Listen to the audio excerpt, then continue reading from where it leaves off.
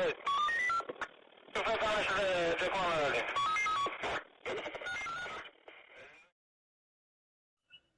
Friends, welcome to dream TN department. இப்போ இன்னைக்கு நம்ம இந்த வீடியோவில் எதை பற்றி பார்க்க போகிறோம் அப்படின்னு பார்த்தீங்கன்னா, டே 7ஓட ஸ்டடி பிளான் தான் பார்க்க போகிறோம். டே 7ஓட ஸ்டடி பிளான் பார்க்கறதுக்கு முன்னாடி டே 6ஓட ரிவிஷன் நம்ம பார்த்துட்டு அதுக்கப்புறம் டே 7ஓட ஸ்டடி பிளான் நம்ம போகலாம். டே 6ல் ஆக்சுவலாக நீங்கள் என்ன படிச்சிருப்பீங்க அப்படின்னு பார்த்தீங்கன்னா, தமிழக வேளாண்மை மற்றும் தொழில்கள் அப்படின்ற டாப்பிக்கை எக்கனாமிக்ஸ்லையும், பிசிக்ஸில் விண்வெளி சம்பந்தமான டாபிக் கவர் பண்ணியிருப்பீங்க. தென் சைக்காலஜியில் ரத்த உறவுகள் அண்ட் திசை கணக்குகள் வந்து எகைன் ஒன் டே வந்து ரிவிஷனோட ஃபாலோ பண்ணியிருப்பீங்க. அதுலேருந்து கொஸ்டின் இப்போ பார்க்கலாம். ஃபர்ஸ்ட் கொஸ்டின், பயிர் செய்யப்படும் பரப்பளவில் பாசன வசதி பெற்ற பரப்பளவு எவ்வளவு? How much of the cultivated area is irrigated அப்படின்றத கமெண்ட் பாக்ஸில் கமெண்ட் பண்ணிடுங்க. செகண்ட் கொஸ்டின், உலகின் 5வது மிகப்பெரிய மறைநீர் ஏற்றுமதியாளராக விளங்கும் நாடு எது? Which country is the 5th largest exporter of distilled water in the world?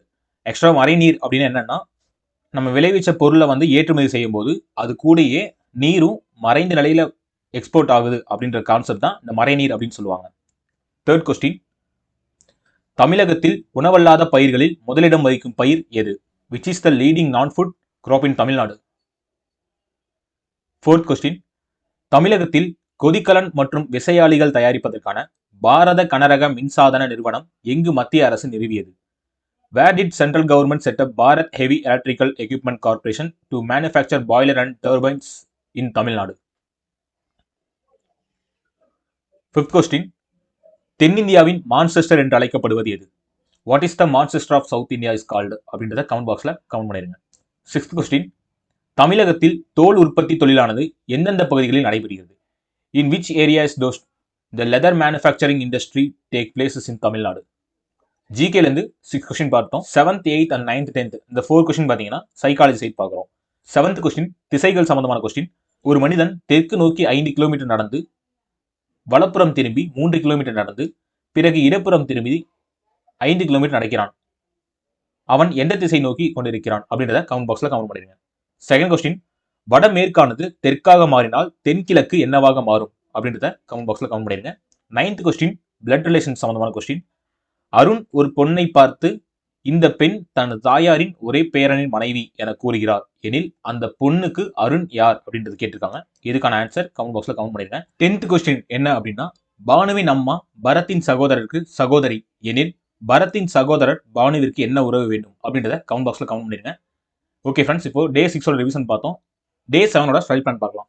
Day 7ஓட study plan என்ன அப்படின்னு பார்த்தீங்கன்னா, இந்த வீக் ஃபுல்லாக நம்ம படிச்சது எல்லாமே ரிவிஷன் பண்ண போகிறோம். சண்டே ரிவிஷன் டேவை நம்ம ஃபாலோ பண்ணுறோம்.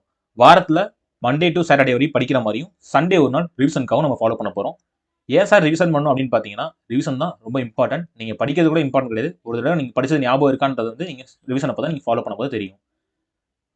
அப்படி பார்க்கும்போது நீங்கள் நம்ம சண்டே என்னென்ன பார்க்க போகிறோம் அப்படின்னா, ஒரு ஜென்ரல் டாபிக். அந்த ஜென்ரல் டாபிக் வந்து நான் உங்களுக்கு டார்கெட்டாக கொடுக்க போகிறேன். ப்ளஸ் எக்கனாமிக்ஸ் அண்ட் சைக்காலஜி இந்த வாரம் ஃபுல்லாக படிச்சதாக படிக்க போகிறீங்க. எக்கனாமிக்ஸ் சைக்காலஜி டே 1லேருந்து டே 6 வரையும் நீங்கள் என்ன படிச்சிங்களோ அதெல்லாமே ரிவிஷன் பண்ணிடுங்க.